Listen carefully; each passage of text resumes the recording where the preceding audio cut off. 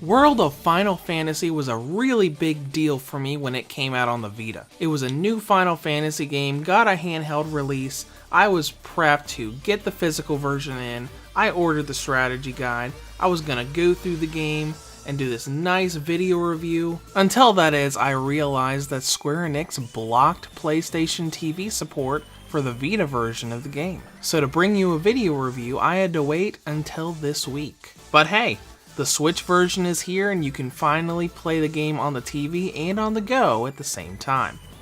Here is my review of World of Final Fantasy Maxima for the Nintendo Switch.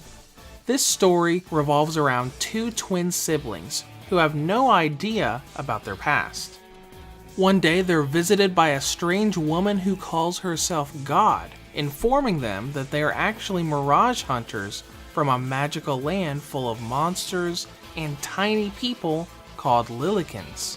After being granted the ability to switch between normal and Lillikin or Chibi forms, they venture into the world of Grimoire to recollect all of their mirages and find out more about their past. The first thing I'll say is, this is an RPG with a pretty decent story. There's a lot of Final Fantasy fan service, but it's got a pretty decent plot as far as JRPGs go. The only things that bring down the plot are 1, the voice acting, because while some of the English dub voice acting is done extremely well, others have random dramatic pauses in the middle of statements that makes it very awkward to listen to. The other part that brings down the story is the amount of tangents that the main characters go on during all of these important serious events. You could have this huge dragon staring down the party getting ready for a boss fight, and have that dragon ignored because the twins are too busy arguing over trivia or blaming each other for something very trivial and small. The tangents are way too long and they happen way too often that they take away from the rest of the story. In terms of gameplay, World of Final Fantasy is what many people would call Final Fantasy Pokemon. It's a turn-based RPG where you're running around and catching monsters. First of all, this is World of Final Fantasy Maxima, an enhanced port of the original release.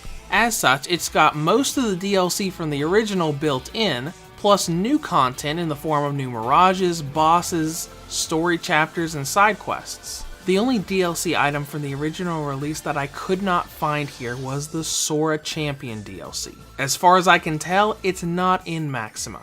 But the rest are here, including the Day 1 DLC Sephiroth Champion Medal. Progression in this game is a little different than your traditional Final Fantasy RPG. You do wander around in various areas, dungeons, and towns, but you don't have a huge overworld map. Instead, you've got a hub town and a menu-like world map where you can instantly fast travel to any place you've been to before. Outside of that, it is like a traditional game. You wander around, you talk to NPCs, you fight through enemies in dungeons, and you find bosses to advance the story forward. But monster catching and monster management is what it's all about in this game. Outside of a few exclusive bosses, everything you encounter and fight in this game can be captured and recruited into your party. The way this works is that every mirage or every monster has a condition that when met, they go into a specific status that allows them to be captured, be it just lowering their HP or inflicting a status ailment on them. Then you can start throwing prisms at them to try to catch them, and that's where it starts to feel like Pokemon. Even aside from the fact that the original prism you get is a sphere, it's a chance game. No matter what monster it is and what condition was met, there's always a chance that you could catch them or you can't. Thankfully, you have infinite prisms to use and you can keep using them over and over until they're caught. Once you catch them, the strategy and planning starts to settle in. You don't just capture it and throw it in your party and that's it. Each of the party character slots in World of Final Fantasy is called a stack, where you can have up to 3 different characters in the slot at the same time to be able to stack on top of each other and combine their abilities and stats to basically create a super party member. Every mirage is set to a specific size, and when you level and evolve them, they change size. So you're going to be constantly rearranging and planning your party setup for what you want, be that an efficiency build or a build of just your favorite characters. Now once you got all your stacks set up and you go into battle, it's pretty traditional turn-based combat. The main difference is how you use skills. Instead of magic points, skills and abilities use action points, and you regenerate action points during each of your turns and whenever you defeat an enemy. So if you're someone who doesn't like carrying around a lot of ethers, you could do a bunch of your big skills at the beginning of battle and then spend a few turns just attacking, regenerating that AP so you can use them again. And before we go on, let's touch on my favorite new feature in the game. In the original world of Final Fantasy, you were able to get champion medals, letting you do dramatic summon sequences for legendary Final Fantasy characters. In Maxima, you get medals and champion jewels that let you transform into those characters, letting you play as them and get exclusive skills instead of just summoning them. Now this formula does come together surprisingly well. There's a lot of different abilities you can learn and a lot of elemental weaknesses in pretty much every boss that you're going to fight throughout the game. But since we do have extra content here, we should talk about content and length.